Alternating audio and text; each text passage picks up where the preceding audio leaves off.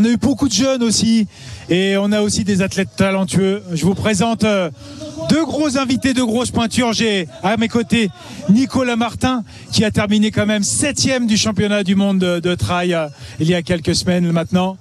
C'était la Maxi Race à Annecy. Et puis on a à côté de lui du team Adidas Stéphane Ricard qui lui a été champion du monde de raquettes mais aussi qui a gagné avec Sébastien Speller la 6000D. Donc deux gros clients. Stéphane devait courir le marathon demain. Bon bah voilà, on parlait des problèmes de santé, des petits problèmes de fer, hein, Stéphane. On va venir déjà vers toi puis on ira vers Nicolas après. Tu es quand même un peu déçu de ne pas pouvoir courir ce marathon du Mont Blanc. C'est quand même un gros événement pour toi. Ah oui, c'est sûr que c'est l'un des plus gros événements français de trail. Donc de ne pas pouvoir courir, c'est une petite déception. Mais après, pour pouvoir durer dans le temps, il faut aussi savoir s'écouter. Et puis c'est vrai que cette année, c'est un petit peu compliqué pour moi depuis le printemps. Donc il faut être raisonnable pour pas que le reste de la saison soit aussi difficile. Alors c'est vrai que tu es aussi quand même dans le milieu de la montagne parce que le glissement, sport de raquette et trail, il y a des similitudes. Moi, c'est deux sports d'endurance. Après, la raquette, c'est sur des distances beaucoup plus courtes et beaucoup plus en puissance parce que souvent, on court dans de la poudreuse. Donc, il y a des similitudes, mais il faut quand même vraiment se préparer pour le trail parce que c'est vraiment un sport à part entière maintenant. Et l'entraînement à raquette ne suffit pas. Nico, Martin, team Sigvaris, c'est bien ça? Donc avec un gros team avec des performeurs, on peut faire passer un petit coucou à Patrick Bringer s'il regarde. Il sera content, on lui fait un petit coucou. Alors Nico, une grosse saison, une belle progression, t'as pas fini je pense. J'espère. Bonjour à tous d'abord. Ouais, il y a eu un bon début de saison qui s'est terminé sur une bonne note avec un enchaînement championnat du monde, championnat de France, une 7e place au championnat du monde, puis une 8e place au championnat de France de course en montagne qui est pas du tout ma discipline et qui est, même si c'est pas forcément très médiatique, peut-être la course nature la plus relevée de l'année parce que c'est vrai qu'on est sur un format relativement court qui permet à beaucoup de profils de coureurs d'être présents, donc c'était vraiment une belle course.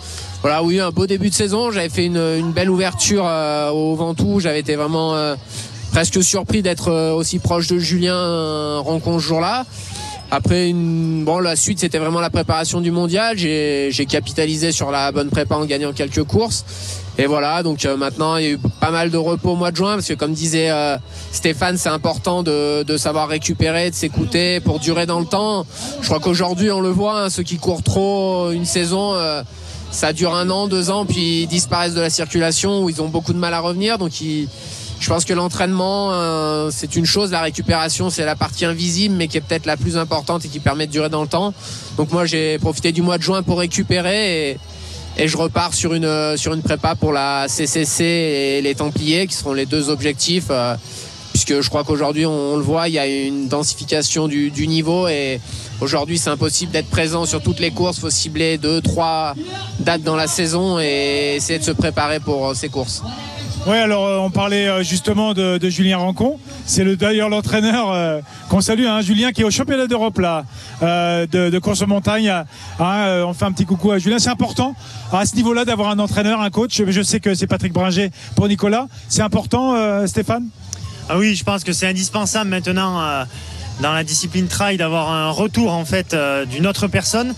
Bon, moi, c'est vrai que j'ai fait STAPS, donc je pourrais me faire mes propres plans. Mais d'avoir un retour et de savoir exactement où on va sans se poser de questions, parce que je fais complètement confiance à Julien. Du coup, on laisse pas de l'énergie dans l'entraînement, dans la planification d'entraînement, mais on va laisser de l'énergie vraiment dans son entraînement.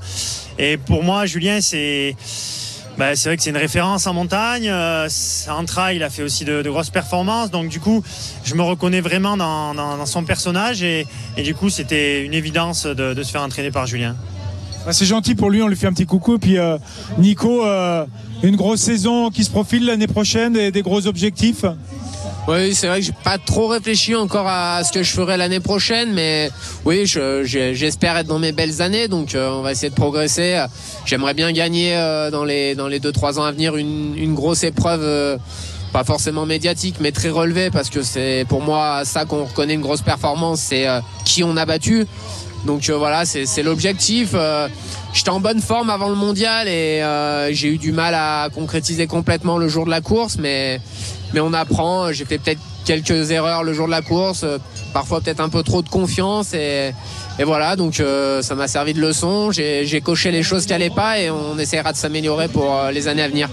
Ouais, et puis on souligne quand même la victoire de Sylvain Court à la Maxi Race, champion du monde dans le team Adidas. Je fais un petit coucou quand même de Sylvain Court qui a fait une course exceptionnelle. C'est très gentil d'être passé me voir parce qu'on est content d'avoir des athlètes de très haut niveau, d'avoir leur avis.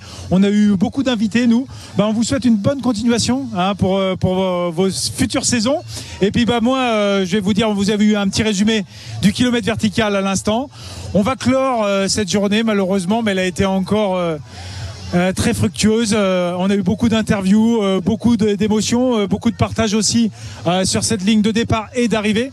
Je vous dis à demain parce que demain il y a un rendez-vous très important et je pense que vous serez aussi très attentifs pour le marathon demain matin sur la place du Triangle de l'Amitié pour le départ du marathon à 7h.